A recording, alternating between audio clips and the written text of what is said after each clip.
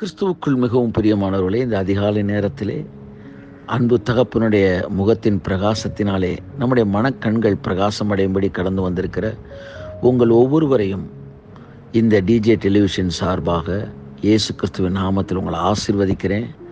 இந்த நாளிலும் கூட நாம் தேவனுடைய பிரசன்னத்தில் அகமைகளுக்குவதற்கு முன்பாக, அவருடைய சமூகத்தில் கடந்து வார்த்தையை தியானிப்பதற்கு முன்பாக, இன்றைக்கும் கூட ஆவியினால் ஏவப்பட்டு இந்த தொலைக்காட்சி ஊழியத்தில் இணைந்திருக்கிற பங்காளர்கள் ஒவ்வொரு குடும்பத்தையும் நாம் எல்லோரும் ஆசீர்வதித்து இன்றைய நாளின் வார்த்தைக்குள்ளாகவும் பிரசன்னத்துக்குள்ளாகவும் கடந்து செல்வோம் என்று நான் உங்களை அழைக்கிறேன். கர்த்தருடைய ஆவியானவர் விருப்பத்துப்படி தொடர்ந்து சில நாட்கள் இந்த ஊழியத்தின் பங்காளர்களை கர்த்தர் ஆசீர்வதிக்கும்படிக்கும் அவர்களை பெருக வைக்கும்படிக்கும் நாம் எல்லோரும் ஒருமனப்பட்டு ஜெபிப்போம். அன்பின் பரலோக பிதாவே, கர்த்தராய் இயேசு கிறிஸ்துவின் நாமத்தினாலே இந்த காலை நேர இந்த ஜெபத்தை நாங்கள் ஒருமனப்பட்டு, உலகத்தின் வெவ்வேறு பகுதிகளில் நாங்கள் இருந்தாலும் ஒருமனப்பட்டு நாங்கள் எல்லோரும் கர்த்தருடைய முகத்தை தரிசிக்க இந்த ஊடகத்தை எங்களுக்கு நீர் ஏற்படுத்தி கொடுத்ததற்காக ஸ்தோத்திரம். கர்த்தாவே, இதன் மூலமாக நம்முடைய ராஜ்யம் கட்டப்படுகிறதற்காக நாங்கள் நன்றி சொல்கிறோம்.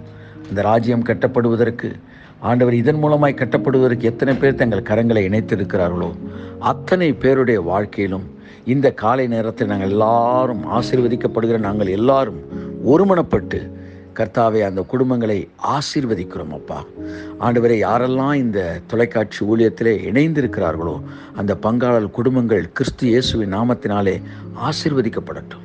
அந்த பிள்ளைகளுடைய குடும்பங்கள் எல்லாம் ஆண்டவரே, குடும்பத்தில் இருக்கிற குறைவுகள் நிறைவாகட்டும். அப்பா, நேற்றும் ஜெபித்தது போல இன்றைக்கு நாங்கள் அவர்களை ஆசீர்வதிக்கிறோம். வெடிப்புகளை பொருந்த பண்ணுகிற கர்த்தர் குடும்பத்தின் எந்தெந்த விஷயங்களிலெல்லாம் வெடிப்புகள் இருக்கிறது அவைகள் பொருந்த பண்ணப்படட்டும். அவர்கள் ஆண்டவரே செய்கிற தொழில்களில் விருத்தி உண்டாகட்டும். அவர்கள் கர்த்தாவே வேலை செய்கிற ஸ்தலங்களிலே உயர்வு உண்டாகட்டும். அது குடும்பங்களிலே சந்தோஷம் உண்டாகட்டும், மனமகிழ்ச்சி உண்டாகட்டும். அவர்கள் கரங்கள் ஐஸ்வர்யத்தை பெருகத்தக்கதாக தேவரீர் உம்முடைய ஆசீர்வாதத்தினாலே அவர்கள் கரங்களை நிரப்பும், கரங்களை பலப்படுத்தும். அவர்கள் இப்பொழுது இருக்கிறதை பார்க்கல இன்னும் 1000 மடங்கு அதிகமாவார்களாக. கர்த்தாவே, அவர்கள் சொன்னபடியே அவர்கள் நீர் ஆசீர்வதிப்பீராக. ஆணி வாய்ந்த கரத்தில் தாழ்த்தி ஒப்புக் கொடுக்கிறோம். இதோ கர்த்தாவே, நன்றி நிறைந்த இருதயத்தோடு நாங்கள் நம்முடைய சமூகத்துக்குள்ளே நுழைகிறோம்.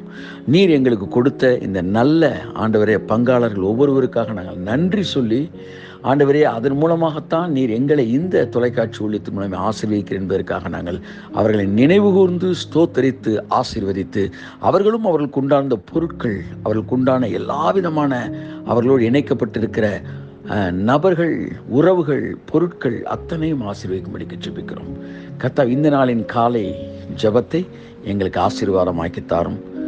இந்த நாளின் காலை ஜெபம் இந்த நாளை மட்டுமல்ல, இந்த வாரம் முழுவதையும் எங்களுக்கு ஒரு மகிமையான வாரமாக, ஒரு மறுரூபமாக்குகிற ஒரு வாரமாக இருக்கத்தக்கதாக இந்த காலை நேர ஜெபம் இந்த வாரத்தை மறுரூபப்படுத்தட்டும்.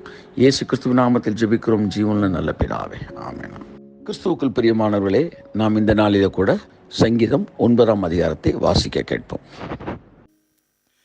இயேசு கிறிஸ்துவின் நாமத்தினாலே சேனல் டிஜே நேயர்களை இந்த அதிகாலை ஆராதனைக்கு உங்களை வரவேற்கிறேன். நம்மளும் சேர்ந்து தேவனை நாம் ஆராதிக்கலாம். அவர் நம் நினைவெல்லாம் அறிபவர். ஹல்லேலூயா. நம்முடைய நினைவுகளில் எல்லாம் ஆக்கிரமித்திருக்கிறவர். இந்த காலை வேளையில் உங்கள் நினைவுகள், உன் நினைவு என் நினைவு அல்ல, உன் வழிகள் என் வழிகள் அல்ல என்று அவர் சொல்லியிருக்கிறார். நீங்கள் ஏதாவது ஒரு வழியை நினைச்சு கலங்கி போயிருந்தீங்கன்னா இந்த காலை வேளையில் அவர் நம்முடைய நினைவுகள் எல்லாம் அறிகிறவர். அவர் நம்ம ஆத்மாவை காக்கிறவர் என்று வேதம் சொல்கிறது. இந்த நினைவு என்பது நம்முடைய ஆத்மாவிலே இருக்கிறது. அந்த ஆத்மாவை காப்பதற்கு நமக்கு ஒருவர் இருக்கிறார்.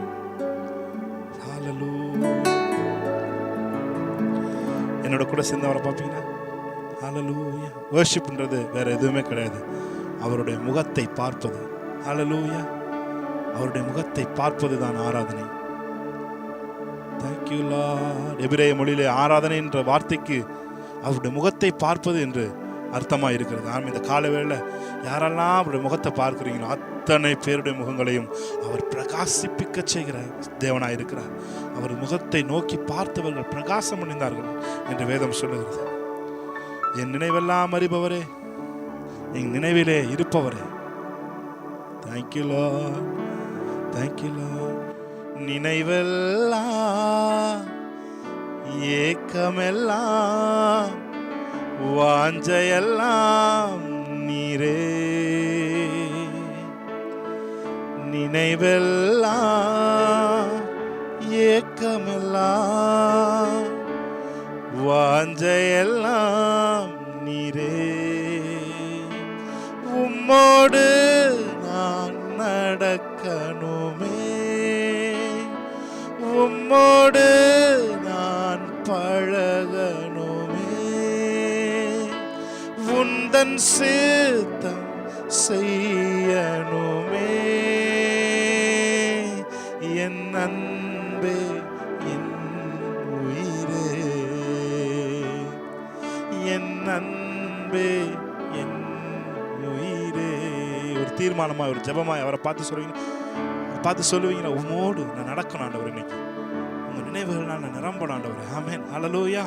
அதை விட ஒரு மேலான காரியம் எனக்கு இந்த பூமியில் இருக்க முடியாது என்று சொல்கிறவங்க எல்லாம் கண்களை மூடி பிரசன்னத்தை உணர்ந்தவர்களாய், உம்மோடு நான் நடக்கணுமே, உம்மோடு நான் பழகணுமே,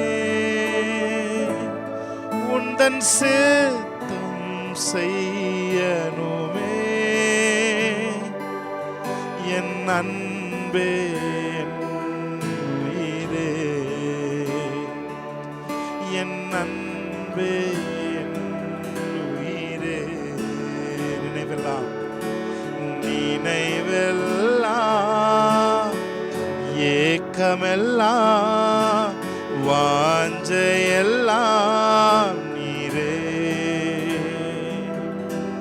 நினைவெல்லாம் ஏக்கமெல்லாம் வாஞ்சையெல்லாம் நீரே. உம்மோடு நான் நடக்கணுமே, உம்மோடு நான் பழகணுமே, உந்தன் சித்தம் செய்யணுமே. என் அன்பே என் உயிரே,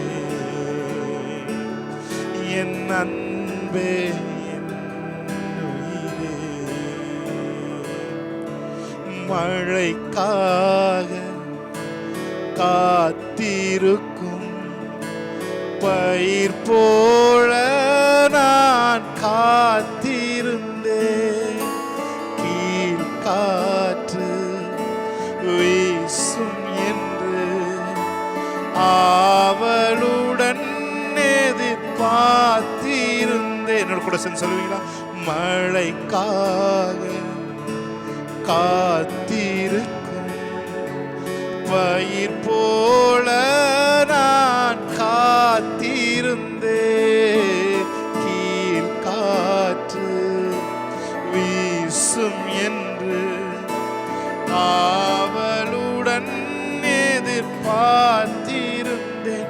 மழையாக இறங்கணுமே,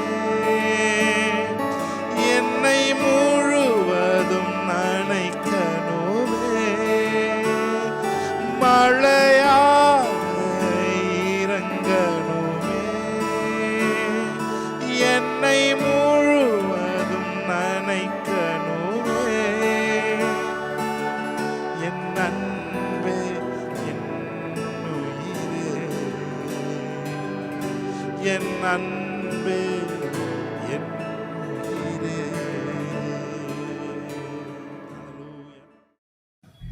ஒன்பதாம் சங்கீதம். முத்தலப்பின் வாத்தியத்தில் வாசிக்க ராக தலைவனுக்கு ஒப்புவிக்கப்பட்ட தாவீதின் சங்கீதம். கர்த்தாவே, என் முழு இருதயத்தோடும் உம்மை துதிப்பேன், உம்முடைய அதிசயங்களை எல்லாம் விவரிப்பேன். உம்மில் மகிழ்ந்து களி கூறுவேன். உன்னதமானவரே, உமது நாமத்தை கீர்த்தனம் பண்ணுவேன். என் சத்துருக்கள் பின்னாக திரும்பும் போது உமது சமூகத்தில் அவர்கள் இடருண்டு அழிந்து போவார்கள். நீர் என் நியாயத்தையும் என் வழக்கையும் தீர்த்து நீதியுள்ள நியாயாதிபதியாய் சிங்காசனத்தின் மேல் வீற்றிருக்கிறீர்.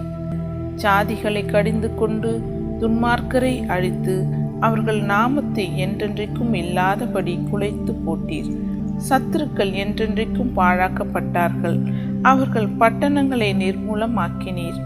அவர்கள் பேரும் அவர்களோடே கூட ஒழிந்து போயிற்று. கர்த்தரோ என்றென்றைக்கும் இருப்பார். தம்முடைய சிங்காசனத்தை நியாய தீர்ப்புக்கு ஆயத்தம் பண்ணினார். அவர் பூச்சக்கரத்தை நீதியாய் நியாயம் தீர்த்து சகல ஜனங்களுக்கும் செம்மையாய் நீதி செய்வார். சிறுமைப்பட்டவனுக்கு கர்த்தர் அடைக்கலமானவர்.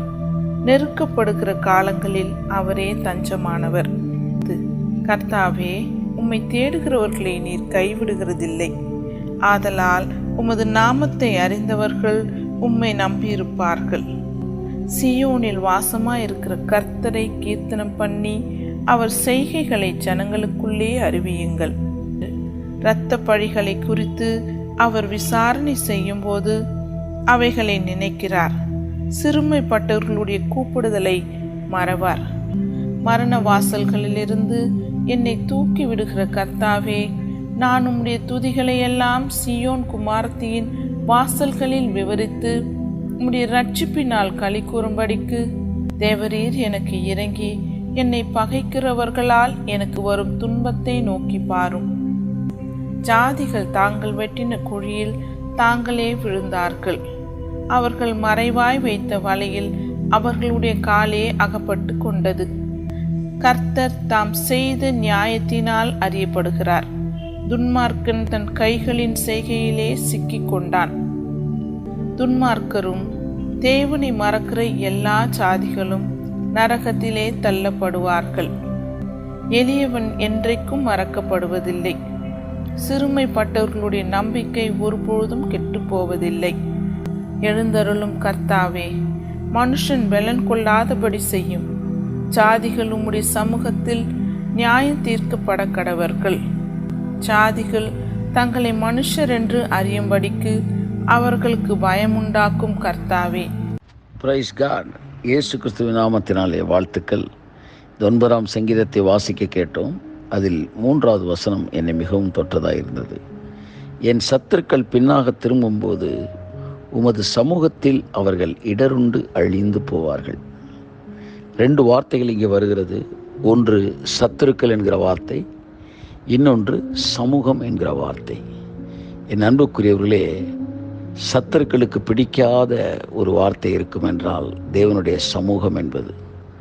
ஏனென்றால் தேவனுடைய சமூகத்திலே சத்துருக்கள் இருக்க முடியாது. என் அன்புக்குரியவர்களே, இங்கே தாவீது எழுதுகிறார், உம்முடைய சமூகத்தில் அவர்கள் இடருண்டு விழுந்து போவார்கள்.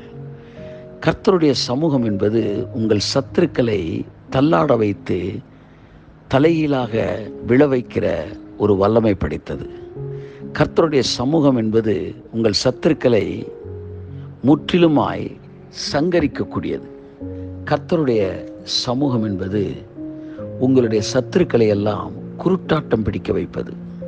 என் அன்புக்குரியவர்களே, எந்த ஒரு மனிதன் தேவனுடைய சமூகத்தில் இருக்கிறானோ அவனை சத்துருக்களால் நெருங்க முடியாது. நான் சத்துருக்கள் என்று சொல்வது எதிரிகளையும் மனிதர்களையும் மட்டுமல்ல, பிசாசுகளையும் அவருடைய சைனியங்களையும் சொல்கிறேன். அவைகள் நீங்கள் இருக்கும் இடத்திற்கு கடந்து வர முடியாது. காரணம், நீங்கள் அவருடைய சமூகத்தில் இருக்கிறபடியினால். கர்த்தருடைய சமூகத்தில் இருக்கிற பிள்ளைகளை வியாதிகளும் பலவீனங்களும் நெருங்க முடியாது. ஒருவேளை அவைகள் இருக்கும் என்றால் தேவனுடைய சமூகம் உங்கள் சமூகத்தில் பெருகும்போது, கர்த்தருடைய சமூகத்தை நீங்கள் அதிகமாய் உணர ஆரம்பிக்கும் போது உங்கள் சத்துருக்கள் எல்லாம், உங்கள் வியாதிகள் எல்லாம் இடருண்டு சவுலின் கண்களிலிருந்து செதில்கள் விழுந்தது போல உங்கள் சரீரங்களிலிருந்து விழுந்து போகும். என கண்பானவர்களே, கர்த்தருடைய சமூகம் உங்களை சூழ இருக்கும்போது உங்கள் எதிரிகள் அங்கே குருட்டாட்டம் பிடிக்கிறார்கள். உங்களுக்கு எதிராக பிசாசு வைத்திருக்கிற திட்டங்கள் குருட்டாட்டம் பிடிக்கக்கூடியதாக அமைகிறது. பொதுவாக மிகவும் புத்திசாலியான திருடர்கள் தாங்கள் வந்து சென்ற பாதையில், திருடி சென்ற பாதையிலே காவலர்கள் மோப்ப நாய்களை வைத்து கண்டுபிடிக்க விடாதபடிக்கு மிளகாய் பொடியை தூவிவிட்டு செல்வார்கள்.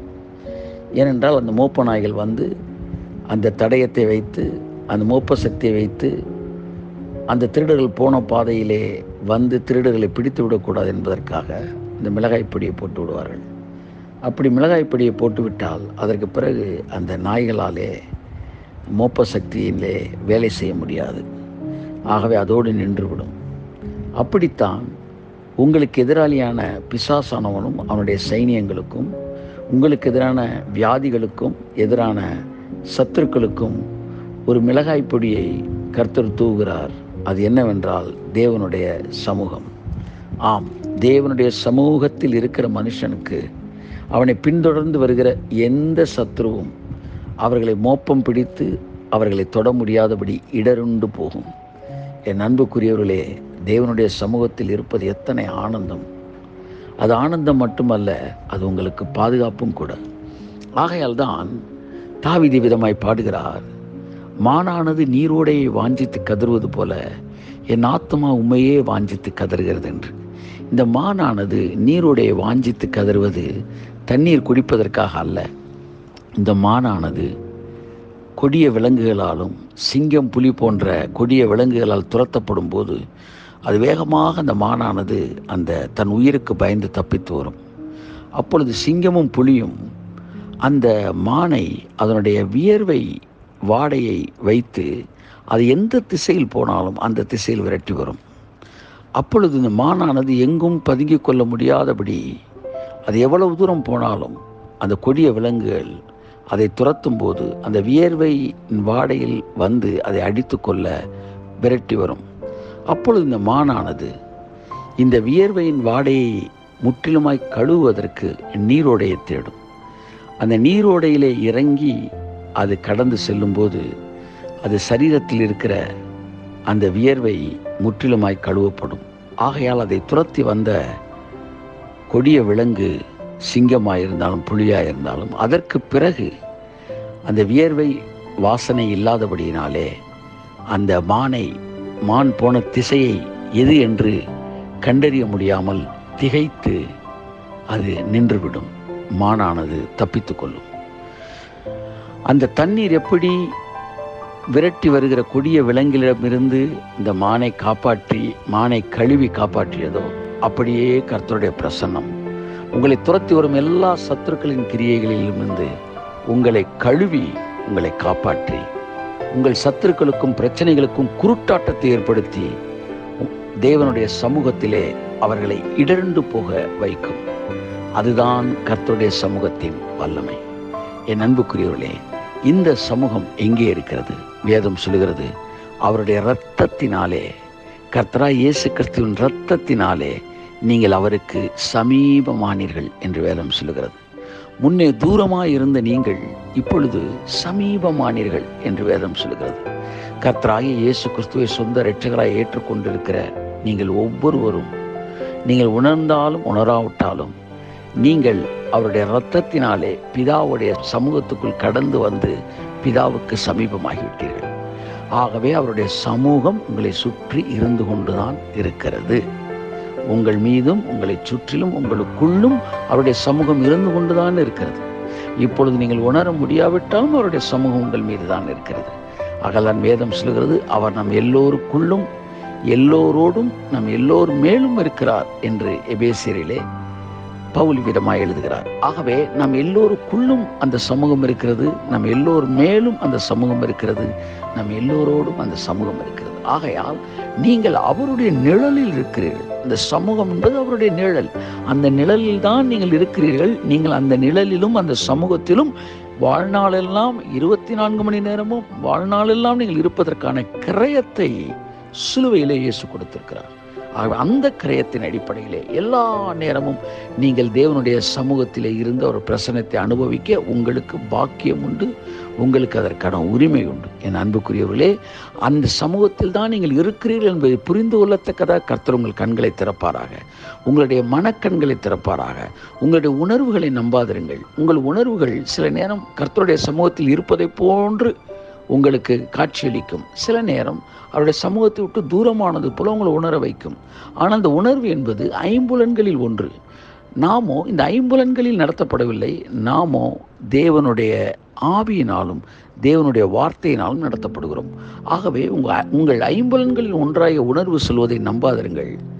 கர்த்தருடைய சமூகத்தில் நீங்கள் இருக்கிறதை உணர முடியாவிட்டாலும் சத்தியம் சொல்லுகிறது, நீங்கள் அவருடைய சமூகத்தில் தான் இருக்கிறீர்கள். நீங்கள் அவருடைய இரத்தத்தினாலே சமீபமானீர்கள். முன்பு தூரமாய் இருந்த நீங்கள் இப்பொழுது கிறிஸ்து இயேசுவினாலே சமீபமானீர்கள் என்று வேதம் சொல்கிறது. ஆகவே நீங்கள் சமீபமாய் இருக்கிறீர்கள் என்பதுதான் சத்தியம். ஆகவே நீங்கள் சமீபத்தில் இருக்கிறீர்கள் என்றால் என்ன அர்த்தம்? அவருடைய சமூகத்தில் இருக்கிறீர்கள். ஆகவே அந்த சமூகத்திலே உங்களுடைய எல்லா பிரச்சனைகளும் ஒன்றுமில்லாமல் நிலுபொருளாகும். அவைகளெல்லாம் இடர்ந்து போகும் என்று வேதம் சொல்கிறது.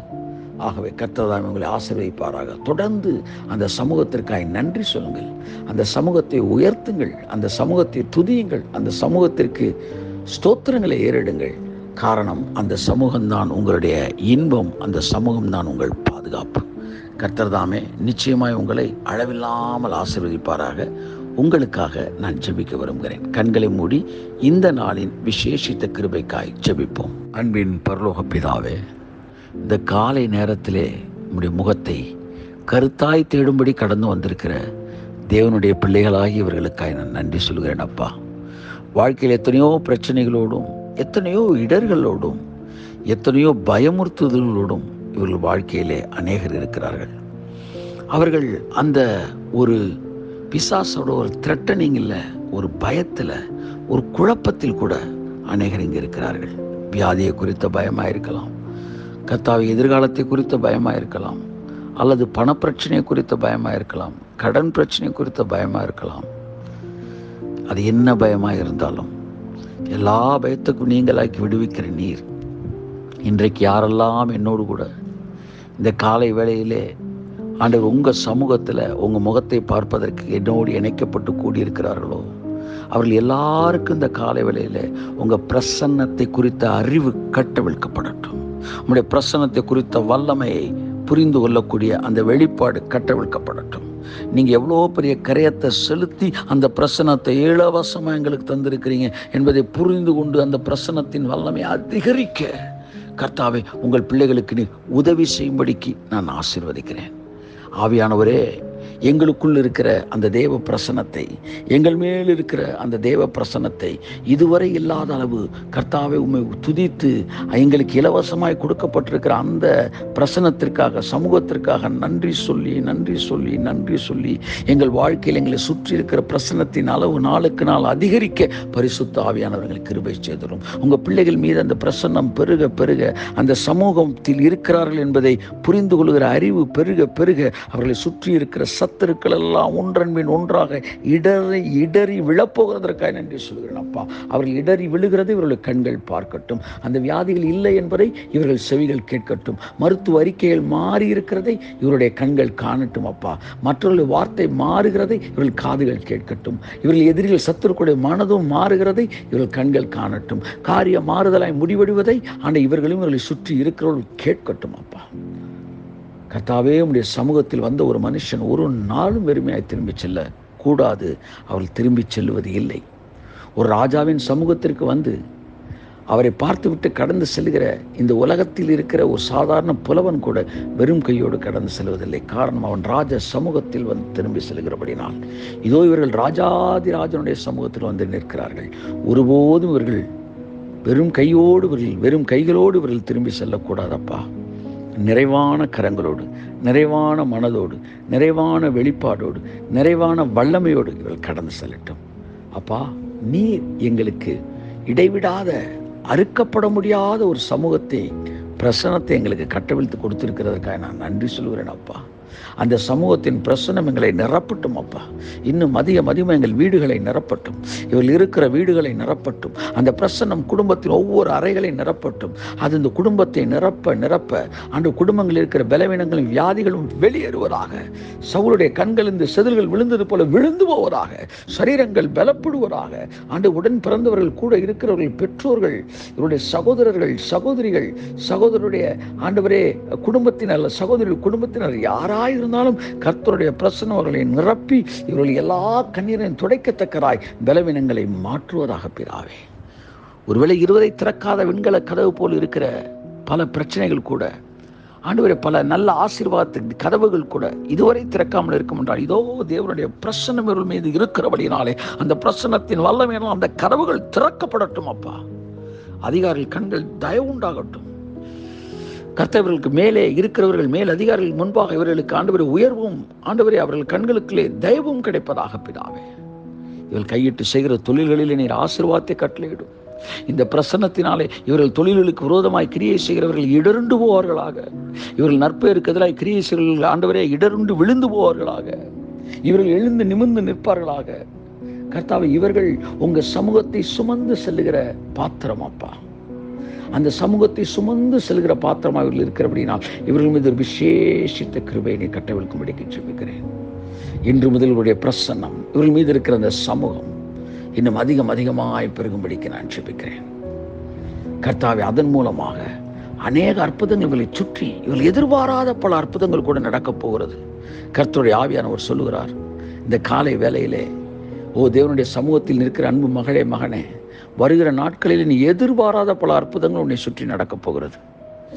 நீங்கள் சாதாரணமாக நின்று கொண்டிருக்கும் போதே நீங்கள் எதிர்பாராத, இந்த உலகம் எதிர்பாராத பல நல்ல விஷயங்களும் உங்களை சுற்றி நடக்கப் போகிறது.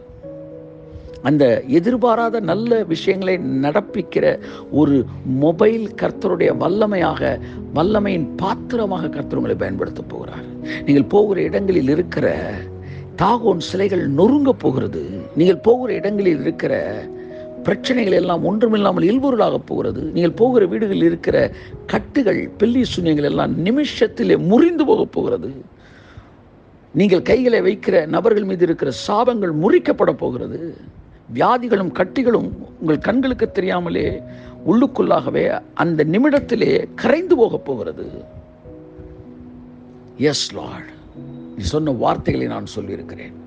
இதோ இவர்கள் என் சமூகத்தை சுமந்து செல்லுகிற பாத்திரங்கள் என்று கர்த்தர் உங்களை பார்த்து சொல்லுகிறார். இதோ இந்த உலகம் முழுவதும் உங்கள் வீடுகளுக்குள்ள, உங்கள் எல்லைகளுக்குள்ளே நீ கடந்து செல்லும் போது கர்த்தருடைய சமூகம் உங்களை சுற்றி இருக்கிற ஒழுங்கின்மை ஒழுங்காய் மாற்றும், வெறுமையை நிறைவாய் மாற்றும், இருளை வெளிச்சமாய் மாற்றும். அருமை தேவனுடைய பிள்ளையே, கர்த்தருடைய நாமத்தில் உங்களை நான் ஆசீர்வதிக்கிறேன். கர்த்தருடைய சமூகத்திலே சத்துருக்கள் இடர்ந்து போவார்கள் என்று சொன்னது போல அவருடைய சமூகத்தில் இருக்கிற உங்கள் வாழ்க்கையிலே எதிர்த்து வருகிற அத்தனை பிரச்சனைகளும் இடறி போகட்டும், விழுந்து போகட்டும். கர்த்தர் உங்களை எழுந்து நிமிர்ந்து நிற்க பண்ணுவார். இந்த மாதத்தில் அது நடக்கும், இந்த வாரத்தில் அது நடக்கும், இந்த நாட்களில் அது நடக்கும். கிறிஸ்து இயேசுவின் நாமத்தினாலே உம்முடைய கரம், வாய் சொன்னதை உம்முடைய கரம் நிறைவேற்றுவதாக. இயேசு கிறிஸ்துவின் நாமத்தில் ஜெபிக்கிறேன் ஜீவனுள்ள நல்ல பிதாவே. ஆமேன், ஆமேன், ஆமேன். ஹல்லேலூயா. கிறிஸ்துவுக்குள் பிரியமானவர்களே, இந்த உலகத்தில் மிகப்பெரிய ஒரு ஆசீர்வாதம் தேவனுடைய சமூகத்தில் நிற்பது, அவருடைய சமூகத்தில் வாழ்வது.